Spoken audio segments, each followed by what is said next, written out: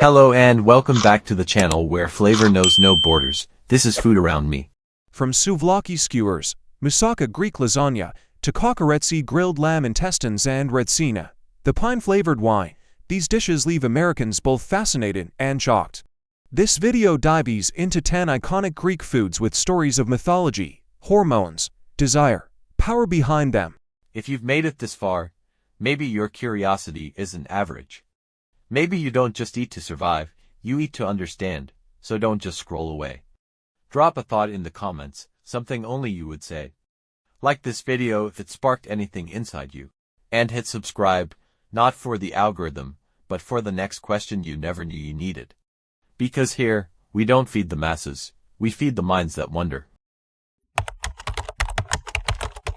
If you think grilled meat on a stick is just street food, congratulations, you've just insulted an entire civilization. To the Greeks, souvlaki was never just barbecue. It was the breath of the gods. Zeus craved the smoke, Aphrodite desired the flesh, and Dionysus, he poured the wine. Naturally. Since the time of Homer, the Greeks skewered meat not just for eating, but as offerings. Smoke went to Zeus, meat went to men. Barbecue as divine diplomacy. Myth says, Heracles, the gluttonous strong man, could devour dozens of skewers. And when Paris stole Helen, it was over grilled meat feasts that Greek kings plotted the Trojan War, who knew a skewer could spark a decade-long war. What makes souvlaki stand apart from American fast food is the finesse hidden in its flavors. The meat, whether pork, chicken, or lamb, is marinated in extra virgin olive oil, lemon, garlic, oregano. These are not just seasonings, they're symbols. Olive represents Athena, the goddess of wisdom. Lemon and herbs capture the Mediterranean climate, harsh sun, yet fertile earth. Scientifically, grilling meat triggers the Maillard reaction, producing compounds that make the brain flood with dopamine. It's not just a meal, it's a neurological fireworks show, and red meat links to testosterone. From ancient Greece to today, skewered meat means masculinity, brotherhood, power feasts. A souvlaki is never just lunch, it's a hormone ritual. A souvlaki skewer usually comes with soft pita, tomatoes, onions, and tzatziki sauce made from Greek yogurt and cucumber. The texture is rich yet refreshing, smoky yet cooling. One bite, and you instantly taste the culinary DNA of Greece, passionate, generous, but never crude. In ancient Athens, skewers were not democratic. Who got the best cuts? Who got more skewers, all reflected social hierarchy. A skewer was a political vote. Aristotle himself wrote, "He who controls the fire, controls the men." Even today, from Greek feasts to Washington barbecues, grilled meat is where men negotiate power, brotherhood, elections, empires. Interestingly, souvlaki was once considered street food, a working-class snack sold on the corners of Athens. Yet paradoxically, it became a cultural pillar. Americans have hot dogs, but no one bites a hot dog and feels the soul of Washington or Lincoln. Souvlaki, on the other hand, makes every traveler feel like they're chewing a fragment of ancient mythology itself. Today, Americans see souvlaki and think, oh, it's like a kebab, fast food on a stick. Greeks would answer, don't you dare insult Zeus. Because every skewer carries history, divine worship, male hormones, Aphrodite's desire, political power. It's not fast food, it's grilled destiny. In the end, remember, souvlaki is more than grilled meat. It's the mirror of a civilization, gods, hormones, desire, power. And if you dare call it Greek fast food, Zeus might just hurl a lightning bolt onto your picnic table. For Greeks, souvlaki is divine breath. For Americans, it's just meat on a stick with BBQ sauce.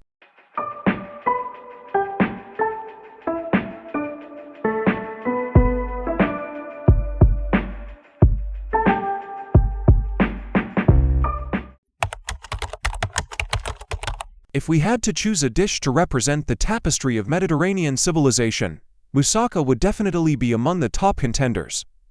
At first glance, it looks like Italy's lasagna, layered, creamy, indulgent. But moussaka tells a very different story, more complex, and perhaps even more dramatic than a Greek tragedy itself. The star ingredient is eggplant. Yes, the The very same vegetable Americans often dismiss as useless, not sweet, not fragrant, sometimes even bitter. But in Greece, eggplant becomes the foundation of an entire culinary monument.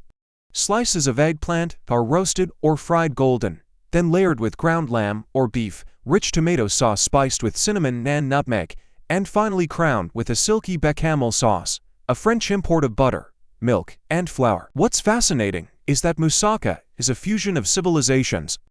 Arabs brought eggplant to the Mediterranean. The Ottomans introduced the aromatic spice blends, the French contributed bechamel, and the Greeks orchestrated all of it into a symphony bold, heavy, but also refined, just like the Mediterranean temperament, fiery, yet deeply thoughtful. This dish usually appears in big family gatherings, where a steaming tray of moussaka is placed in the center of the table. It's not fast food. You can't whip it up in 10 minutes, and you can't eat it while walking down the street. It's a dish meant for sitting down, waiting patiently, and sharing with others. In that sense, for Greeks, moussaka is not just food. It's a social ritual. Italians' lasagna is worshipped in the US as national comfort food. They replace pasta sheets with eggplant, add a touch of Ottoman spice, and the Greek signature, and suddenly it's weird food, culinary prejudice, in its purest form. What's familiar is delicious, what's foreign is strange. There is a dish so small, it almost looks insignificant, yet it carries the weight of an entire Greek myth: dolmades, grape leaves stuffed with meat and rice. Greek cuisine has always been tied to the feasts of Dionysus, rivers of wine, music, sex, and power. And right in the middle of those banquets stood dolmades, born from the very symbol of Dionysus, the grapevine. Grapes are not just fruit, they are the emblem of ecstasy, of intoxication, of surrendering to pleasure. Picture a banquet table, goblets of red wine glimmering, the lyre playing softly, and in the center a plate of dolmades, dark green rolls, tightly wrapped, hiding rice, ground meat, onions, perhaps a hint of dill or mint. They look like little secrets, waiting to be bitten into. Earthy, sensual, mysterious. But dolmades are more than food, they are a metaphor for restraint and release. The outer grape leaf, firm, green, holding everything in. The inside, warm, juicy, bursting with flavor. Just like human psychology, the facade of control outside, the storm of desire inside. In mythology, Zeus devoured meat to assert dominance. Aphrodite seduced with fruits, flowers, and fragrance. Dionysus chose grapes and wine, tools of ecstasy and chaos. Dolmades, in a way, are the convergence of all three: the meat of Zeus, the grape leaves of Dionysus, and the soft, sensual allure of Aphrodite. Today, many Americans look at dolmades and ask, why wrap rice and meat in leaves? Why not just eat it straight? That's the point. American fast food is about immediacy. Everything exposed, everything quick. Dolmades, instead, are about mystery, wrapped, hidden, inviting you to peel back, to explore, to wait for the release. Spanakopita, a crispy golden triangle stuffed with spinach, feta cheese, and onions.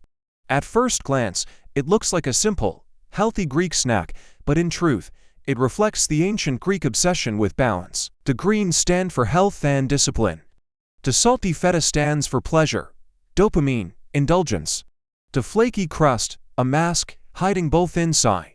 One bite, and you taste purity, richness, and danger because it's almost impossible to stop.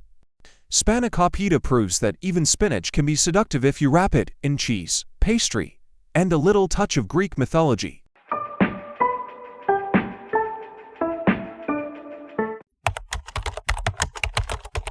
Greek yogurt. Sounds familiar, but it's nothing like the sugary cups you find in American supermarkets. Thick, creamy, tangy, and packed with protein. It's worshipped by gym-goers as a muscle elixir. In ancient times, Greeks saw it as the food of longevity, good for digestion, skin, even hormone balance. One spoon, and you could almost imagine Aphrodite smiling at you. But here's the irony. Americans once thought anything sour meant spoiled. Now, they pay double the price and call it a superfood.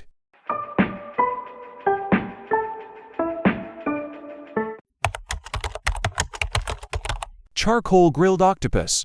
Sounds ordinary in Asia, but for many Americans, just seeing those curling tentacles can already feel unsettling. In the Mediterranean, octopus isn't just food, it's a symbol of oceanic power. Ancient Greeks believed it embodied Poseidon himself, the god of the sea, with arms stretching out to dominate the waters. Eating grilled octopus was like consuming a fragment of the ocean's strength. Scientifically, octopus meat is rich in taurine and omega-3, compounds that keep the heart strong, the brain sharp, and yes, even hormones running smoother. No wonder it has long been seen as an aphrodisiac, boosting circulation, fueling desire, preparing the body for passion. But there's another layer. Octopuses are incredibly intelligent creatures. They can open jars, pick locks, even escape aquariums. So when humans toss one onto a blazing grill, it's not just dining, it's an act of dominance, a primal ritual, mixing savagery with pleasure. And the taste: fresh octopus, tenderized and marinated in olive oil, sprinkled with sea salt, then seared over charcoal. The sizzle rises, smoke mingles with brine, and the flesh transforms chewy at first, then meltingly soft, rich with ocean sweetness. Lasagnas, little golden puffs, crispy outside, fluffy inside, drenched in honey. Americans might call them mini donuts, but in Greece, they are far more than dessert. They are a gift from the gods. In ancient Greek mythology, winners of the Olympic Games didn't get gold medals, they received lasagnas. That's right, warriors, athletes, conquerors of glory were rewarded with honey cakes, as if Zeus himself was acknowledging their strength and courage. To eat one was to taste a drop of immortality's sweetness. Culinarily, lasagnas are deep-fried dough balls, glazed with honey, sprinkled with cinnamon or walnuts. Sweet, fragrant, indulgent, but beyond taste, honey has always carried a deeper symbolism: sexual energy, fertility, divine passion. No wonder the Greeks called honey the nectar of Aphrodite, goddess of love. Today, you can find lasagnas in Athens street stalls or Greek festivals, but each bite is more than sugar and dough. It's a mythological echo, reminding us that the sweetest reward for power and victory has always been honey. Greek salad, seemingly simple: tomatoes, cucumbers, onions, olives, feta cheese. Yet, this dish is not just food, it is a cultural statement. Picture a typical American table: salads drenched in mayonnaise, heavy, calorie-packed. The Greeks, on the other hand, put together ripe tomatoes, crisp cucumbers, olives from trees that have stood for millennia, and salty feta. The result, a dish that is both light and defiantly proud. In mythology, the olive tree was Athena's gift to the city of Athens. Not gold, not weapons, but the olive, symbolizing wisdom, peace, and endurance. And from that gift came the soul of Mediterranean cuisine, eventually giving birth to the Greek salad we know today. Here's the fun part: authentic Greek salad has no lettuce. Americans often get it wrong, stuffing theirs with iceberg and creamy dressings.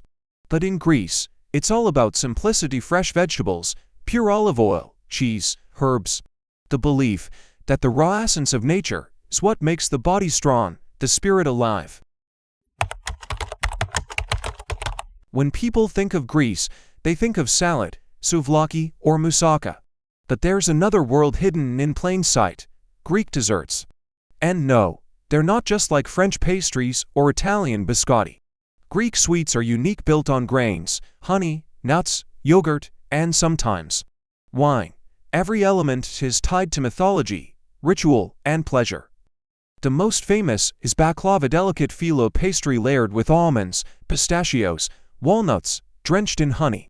One bite and it's an explosion of sugar and fat, like a banquet of Dionysus himself. No wonder baklava has been called the cake of desire. Too much makes you dizzy, but a little spark sets off dopamine and endorphins. Then there are lasagnas, Greek honey balls. Small, golden, fry, dripping with honey, dusted with cinnamon. In ancient Greece, they were gifts of the gods, awarded to Olympic champions. Meaning that, even then, sugar was a token of power and glory. And let's not forget riso gallo, Greek rice pudding.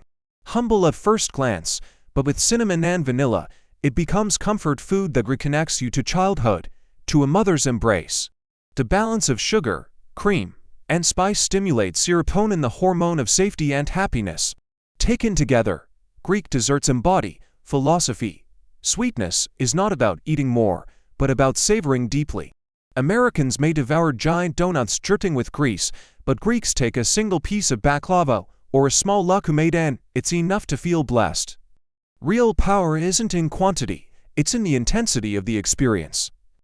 In truth, every Greek dessert is a piece of mythology. Honey as the blood of the gods, nuts as fertility symbols, milk as the source of life, wine as ecstasy. Eating Greek desserts is not just indulgence, it is participating in a ritual of pleasure and power inherited from an ancient civilization.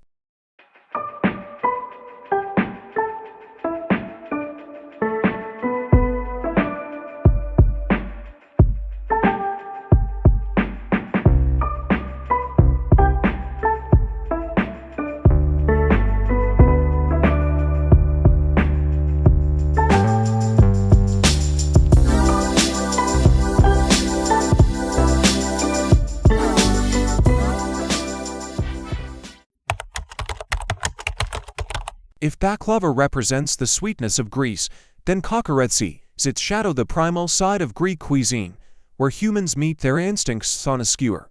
What is kokoretsi? Simple: sheep intestines and fat, tightly wrapped around a long metal spit, slow roasted over charcoal for hours. The smell is intoxicating, but the sight, enough to make many Americans turn pale. For them, intestines belong in the trash or hidden inside hot dogs. But for Greeks, the intestines are the very soul of the feast. In Mediterranean tradition, kokoretsi is most common during Easter. The lamb is sacrificed, the meat shared, and the intestines transformed into this communal roast. It's more than food, it's a ritual of consuming life in its entirety, wasting nothing, honoring the sacrifice of the animal.